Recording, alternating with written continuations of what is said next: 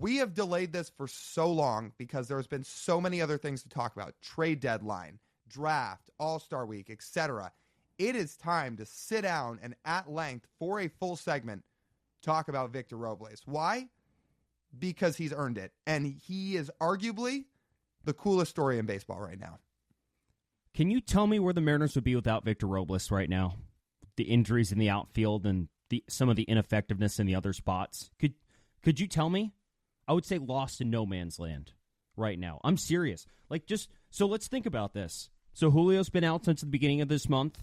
Robles has been forced to play center field for him. If Robles is not a Seattle Mariner right now, it's Luke Raley playing center field. And Raley, I will say, hit a just tank on Friday.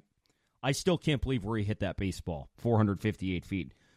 But even with that tank, he has a 63 WRC plus since July 1st with a 32% strikeout rate. And who knows what those numbers would be if he had to play every single day against both lefties and righties over that stretch. Dom Canzone would have A, been hurt, B, he's been over the stretch since June 1st, exactly league average hitter. He's stuck in the corners, and he's also striking out 30% of the time. This is where you're trying to get some offensive production from your outfield. You would essentially need to be banking on Randy, on trading for Randy. Right. That would be the only option you would have. And imagine where the team would have been at before they traded for Randy without Robles. Your outfield in that case is what? With Julio out, it would be, and Canzone out, it's Raley, Haniger, Cade Marlowe, I guess, or Jason Vossler. Every day. Mm-hmm. And Victor Robles instead has inserted himself in and been a top 20 hitter in baseball since he signed in Seattle. So crazy. Incredible.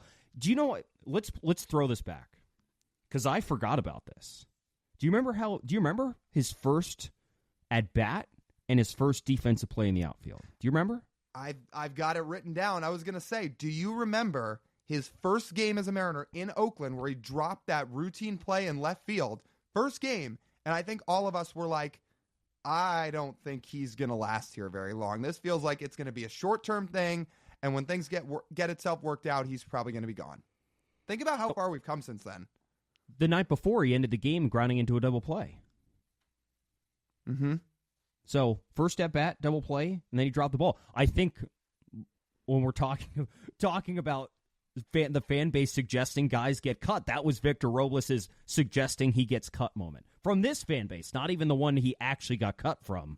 Mm-hmm. This one. And what has he done since then? Top 20 hitter in baseball. I just want to give you some context on what kind of hitter Victor Robles was in Washington before he came over to Seattle. So last year, he had made some mechanical changes in 2023, which had given his profile a little bit more of what we currently see with a lower strikeout rate. But he's battling injuries last year and really struggled, so he didn't get a whole lot of run last year, never really got into rhythm to see what that would be like. But the 3 years before that, before he made some mechanical changes to his swing, when he was still really trying to figure it out, the highest slugging percentage he had in a season was .315. He is currently slugging with the Mariners. Oh, for the season, sorry, he is currently slugging .432 with the Mariners. He's slugging .523. Like this, we're talking about a guy who's not that far removed from being a guy who was a soft-hitting, low-contact, fading defensive outfielder. Like, he used to be known for his defense in Washington, but age and injuries had kind of sapped that away from him. I think he's played well in center field in Seattle. He's not what he was tabbed to be as a prospect, but he's been fine. But just to think of the turnaround this dude has had in Seattle, it is something that happens like once every 5 years, maybe. Like, it is remarkable. It never happens here. It never happens certainly in Seattle. Not here. So, especially because the Mariners can't teach hitting. Oh, I forgot. Yeah, they never. Like, no. I mean, Mariners Twitter said so. Therefore, it's a fact. So. It's so crazy. Like, to put that all into context, his career OPS in Washington was .667. That wasn't the top 5 prospect he was heralded to be. And it's still so crazy to look back at that list. When he was a top 5 prospect, the guys that were ahead of him, Vladdy, Tatis, Eloy Jimenez, Royce Lewis was number 5. He was ahead of, Victor Robles was number 4 at this point. He was ahead of Kyle Tucker, Bo Bichette, Austin Riley, Luis Robert, certainly Juan Soto. We talked about this in our social post that we did about him, that I was like, before you go here, I was going to say, when Nationals fans were waiting on their heels for all these prospects to get up to the big leagues, the guy they were waiting for was not Juan Soto. No, people were interested in him. They were excited about him. He was still a top 100 guy. But Victor Robles was tabbed to be the savior. He was supposed to be Juan Soto. He was supposed to be the guy offered $400 million. But like, that's how highly he was tabbed as a prospect. I was going to add Rafi Devers. He was also over Rafi. Another one. That's pretty good. And now, over these 36 games that he's played in Seattle, has it taken him a long time since he got called up? Yes. In this stretch, he looks like the top 5 prospect he was once tabbed to be. That's what he looks like. He's only 27. It's not like he's old. Sometimes guys do take a while to figure it out. Think of one example. Brent Rooker was never the prospect that Victor Robles was, but it took until, I think, a year. It was until Brent Rooker was 28 to really break out offensively, and now at age 29 this season, he's been one of the 15 best hitters in baseball in totality. Not saying Victor Robles is going to be one of the 15 best hitters in baseball, period, but there's some sustainable things to what he's doing. So here are a couple things that he is doing. If you're not familiar with some of the changes Victor Robles has made over the course of his career, and now more specifically in Seattle, let me highlight a few of those things. Let's start with his batting stance. So he has now become a little bit like wider at the plate, right? I watched breakdown on this. Like he widens his feet a little bit more. That's what he started to do last year, and it helped him not strike out as much, but he was still struggling to get on time and hit pitches because he still had a leg kick in his swing. So he comes to Seattle, and yes, the same franchise that allegedly cannot teach any hitting. Everyone comes here and immediately sucks because the Mariners tell them to suck on purpose. Not, but maybe. But depends who you ask. You ask the Banes of Mariners Twitter. That's what they'll tell you. Well, yes. So Jarrett DeHart is from what it sounded like. Jarrett DeHart, Tommy Joseph, analyst, whoever sat down with Robles and sort of analyzed how do they get the best out of his swing. Well, what they did is they essentially eliminated that leg kick from his stance. So he essentially just sort of rotates the ball of his foot now to load himself. And it's helped him get on time. And as you can tell, man, he's hitting the ball 2.5 miles harder on average as a Mariner than he did as a National. 2.5 miles an hour. Now, he was first percentile as a National, and he's still not going to hit the ball like Giancarlo Stanton. But that's a pretty significant increase when we're talking about how, what kind of percentage increase a person can take in terms of their offensive output. That's about as big as it gets. And I have one last thing to point out here before I'll let you speak.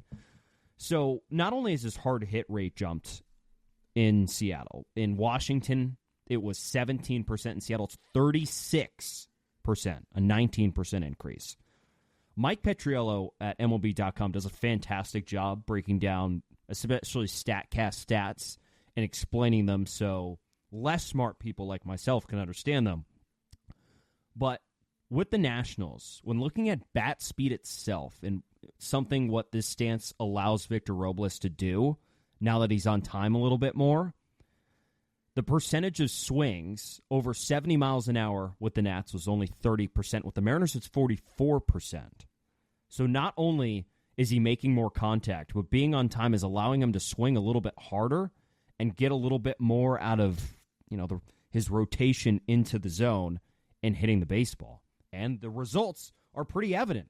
As that leadoff home run he hit on Friday, we're walking around the concourse in left field. You hear the crack of the bat. You look towards home plate, and all you see is Victor Robles jumping up and down. Like he won the World Series? Yeah.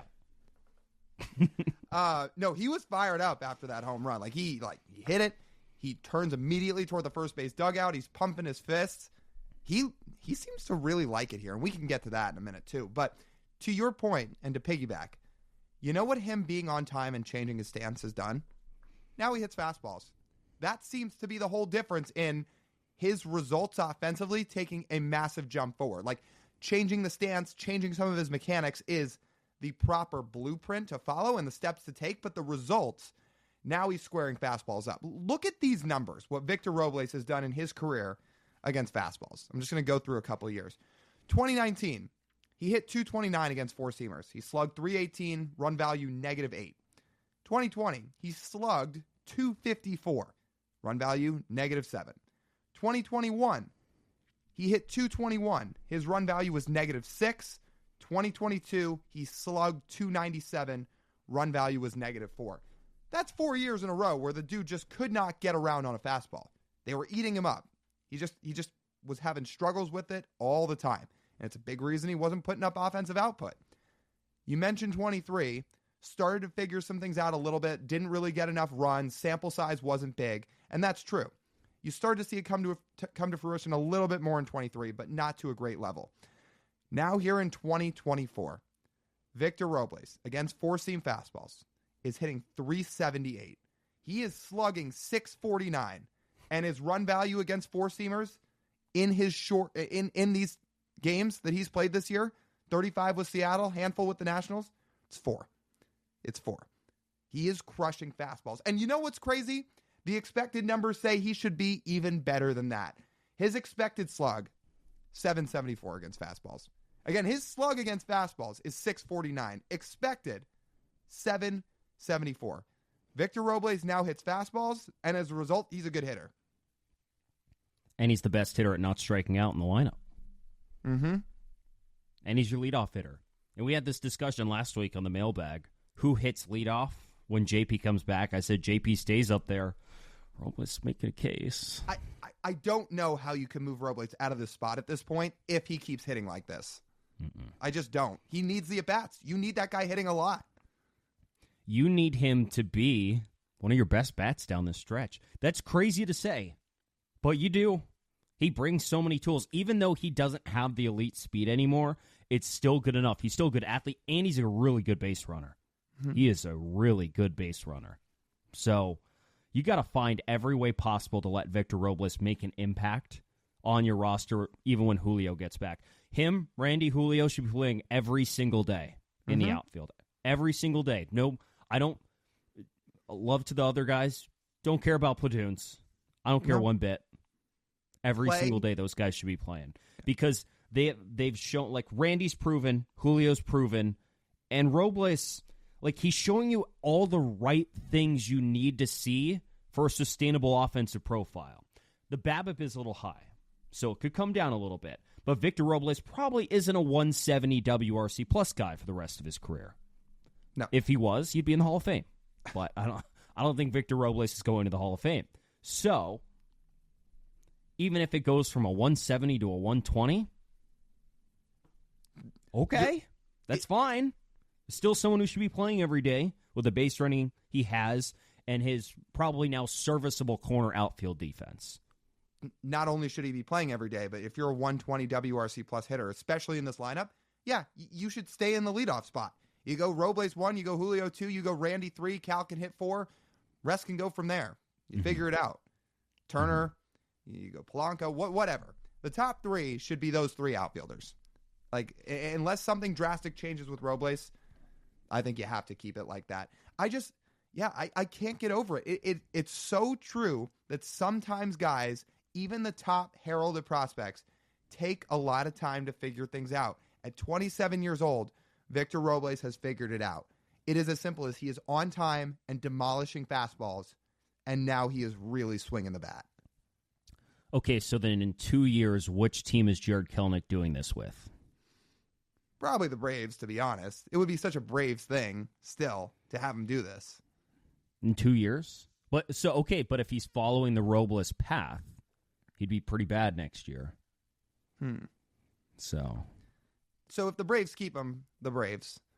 Yeah. Otherwise, I don't know. You want me to predict where he goes next? Do the Mets take another flyer on him? He goes back to Queens? That would be funny. That would be pretty funny. That would. I think Frank would be okay with that. Yeah, I'd be happy for him. Yeah, but sometimes you do need a fresh start. Reading some of these quotes from Victor Robles, he said it was like this enormous weight got lifted off his shoulders when he left Washington. Like the pressure's no longer on him because as long as he was in Washington, I was in the shadow of Bryce Harper. I had Juan Soto coming up behind me, bursting onto the scene and turning into Ted Williams as a teenager while I'm struggling to figure things out. No longer is that pressure case. He's playing with house money in Seattle, and it seems like he's just having a lot more fun doing it. He's smiling, he's laughing, he's eccentric, and overall, he makes this team so much better, and I really don't know where they'd be without him. How about those quotes after the game Sunday? Now, you can't predict exactly what's going to happen in free agency. We also need to see what he's going to do the rest of the year to see what type of money he could really get this winter. But the fact that he says, I really like it here, and I want to be here. Like, he didn't shy away from that. He said that. Like, I hope to be here for a long time. Let me clean out my ear, make sure I heard that correctly. So that's a major league hitter telling Seattle, I want to be here. Just making sure I heard you right. You heard me right. He wants to stay a Seattle Mariner, which is awesome. And again, I don't know what type of money he's going to get. But if it's a reasonable contract, I would keep him if I were the Mariners. Even if you sign him to, let's say it's I've thrown out the Demo type contract for him, right? Where I say you get 3 years, $9 million. If he really fizzles out and you had to move on from him, it's not that much money to eat. Even now, if he keeps this up, if the Mariners offered him 3 years for $15 million, $5 a year, one, that's life-changing money for Victor Robles, no matter what. Two, that gives him some security for the first time in his career. And three, he'd stay in the place where he's talking about he wants to stay. Now, we'll see what type of money he actually could demand on the market this winter. But, man, like, that would make a lot of sense for the Mariners, I got to say. I don't know if they go all the way for a 3-year deal over that amount. Let's say over $10 million. I don't know if they do 3 for over that amount. But a 1 to 2 year deal makes a ton of sense. Or a one with with a team option. Like a vesting option. He just might want some security. Who knows? Right. He might. And if he keeps playing like this, he will get security somewhere. Someone would want him. Well, but I hope it's Seattle. I do too. And here's the other thing. If the Mariners get into the playoffs and Robles continues this hot streak into the postseason and he just goes on a tear, then I think a lot of other teams are going to be calling about him. That's just how it is. So yeah, you got to make room in the budget for him then. Right. That's what we've talked about. Yeah, for sure. And we'll see what his price tag is at the end of the year. You know what's crazy though? To your point about how often do you hear a hitter say he wants to stay in Seattle? Listen to these home road splits he has. They're actually pretty crazy and not in the way you think. Victor Robles on the road has a 678 OPS this year. At home, it's 1007. Like, so if that tells you anything, that tells you that this is real. Because guess what? If you can hit in Seattle, you can hit anywhere. It's not like Teoscar Hernandez where he was not hitting in Seattle and he was going off on the road. No, in the toughest park to hit in baseball, Victor Robles has an OPS over 1,000. So that tells you what it should need to tell you. So I think when the Mariners eventually find their next hitting coach, whenever that is, there are 2 names on the docket. Victor Robles and Brent Rooker. Yeah. Sure. No, wait, now why Rooker? Well, he said he loves hitting in the park. Like in terms of who to sign. Yeah, great. Well, yeah. Coach, hitter, he could be a player coach. That's fine. Oh, you mean when these guys eventually retire as like an actual hitting coach? All right, sure. Yeah. Sure. Yeah, I hope if this keeps up, I hope they find a way to keep Robles long term. Again, like they're not going to pay him $15-20 million a year or anything like that, but if it can work out with both sides, I hope they find a way to make that happen because that'd be pretty cool. Yeah, I think so too. And I assume they'll find a way to make this work, and just hope he finds a way to sustain it. I hope the BABIP balloon isn't too sharp of a decline. If he goes back down to a 300, what does that look like on his numbers? I think we'll have to find out.